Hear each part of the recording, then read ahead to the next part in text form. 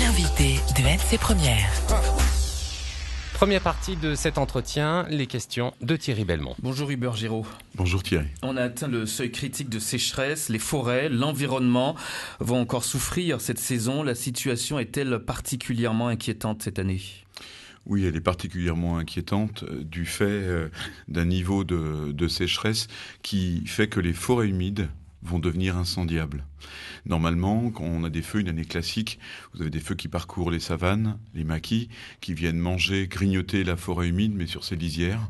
Et le degré d'humidité, c'était le frein qui empêchait le feu de pénétrer ces forêts. Or, le degré d'humidité dans les forêts humides de la chaîne est en train de baisser dangereusement. On a des témoignages de collègues d'Endemia, par exemple, qui parcourent les forêts de la chaîne à la recherche des plantes menacées de disparition. Et ils nous disent qu'à 850 mètres d'altitude, les forêts sont sèches. Donc, le feu qui s'arrêtait en lisière va pouvoir pénétrer dans ces forêts. Or, ce sont bien sûr nos forêts les plus riches, les plus endémiques et malheureusement celles qui sont le moins atteignables par voie terrestre, les plus isolées. Si les forêts humides s'embrasent, c'est toute la Calédonie qui brûle.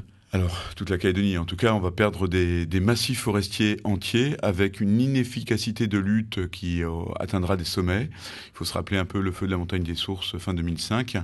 Et la problématique, c'était justement d'aller taper un feu qui n'était pas en bord de piste, mais qui était à flanc de montagne ou dans les sommets. Oui, pour combattre les feux, les moyens ne sont pas au rendez-vous.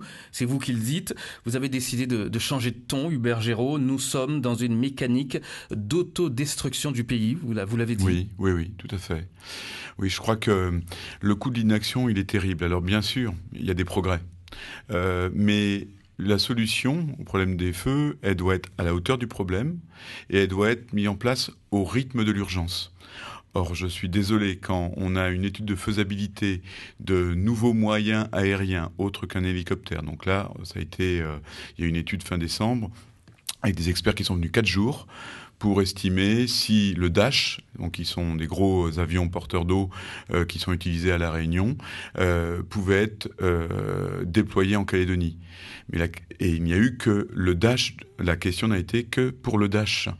Or, quid des air tractors australiens, quid des turbotrush qui ont été utilisés par les sapeurs-pompiers de l'Hérault avec succès cette année, des Canadair, des Twin Otter adaptés, etc.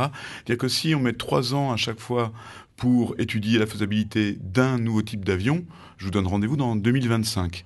Je crois que là, on ne peut pas se permettre d'attendre. Donc ça, c'est juste un exemple pour légitimer notre inquiétude. Ça veut dire que l'étude qui a été menée en décembre dernier, pour vous, n'est pas suffisante ? Ah ben bien sûr que non. Il faut un vrai plan d'action contre les feux. Alors ça déborde largement. Rien que sur la question des moyens de lutte aériens, là, il aurait fallu étudier toutes les pistes. On n'en a étudié qu'une.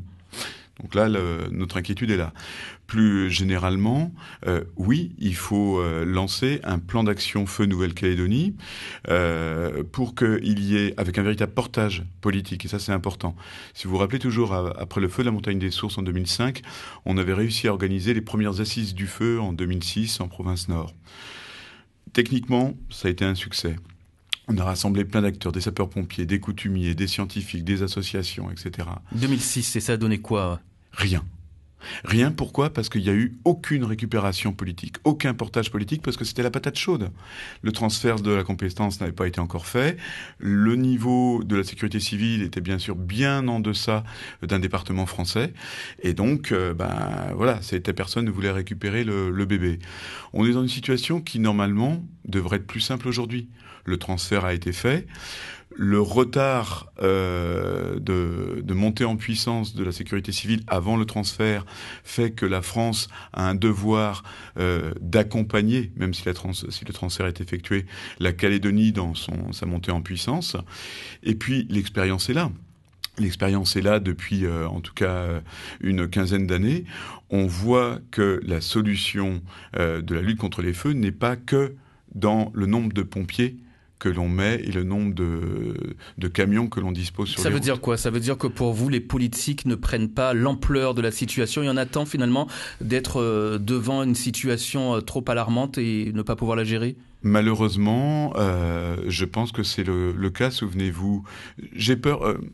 Imaginons, là, dans les semaines qui viennent, un feu catastrophique, c'est-à-dire une forêt humide de la Chaîne qui se met à brûler. Donc un patrimoine unique au monde, probablement qui va toucher des périmètres de protection de captage d'eau. Qu'est-ce qui va changer par rapport à 2005 ? On n'aura pas anticipé les moyens aériens supplémentaires qui auraient pu être déployés. On ne saura pas. On sait juste que le Dash, il ne peut pas venir. C'est trop cher. On n'aura pas organisé la mobilisation des citoyens aux côtés des sapeurs-pompiers. Or, même si, et là je félicite les collectivités et la sécurité civile pour la montée en puissance du nombre de pompiers, mais ça ne suffit pas. Mécaniquement, le nombre de sapeurs-pompiers professionnels et volontaires ne suffit pas par rapport à la situation. Quand vous êtes en situation de crise, comme en ce moment, c'est pas un feu. Je me rappelle même d'un pompier de Koumac qui me disait dernièrement on a une fiche à remplir par jour pour décrire un feu. Moi, j'en ai eu 21 aujourd'hui.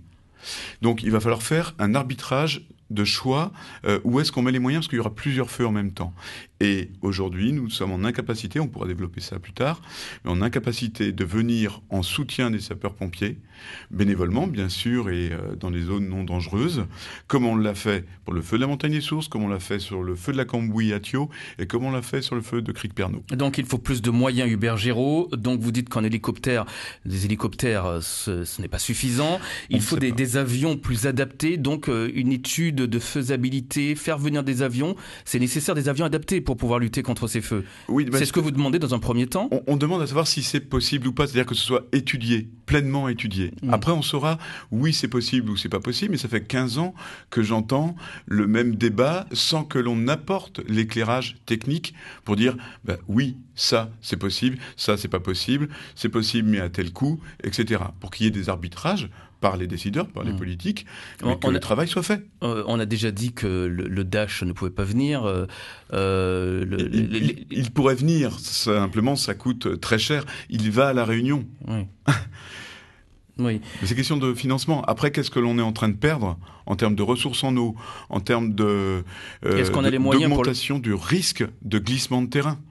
Donc ça veut dire plus de moyens aujourd'hui qui est alloué à la lutte contre les feux de forêt. Investir contre la lutte contre les feux de forêt, c'est investir pour préserver le capital naturel de l'île. Or, le développement durable de la Calédonie ne se fera pas sans son capital physique, ses routes, ses hôpitaux, etc., sans son capital humain, la taille de sa population et ses compétences, et sans son capital naturel.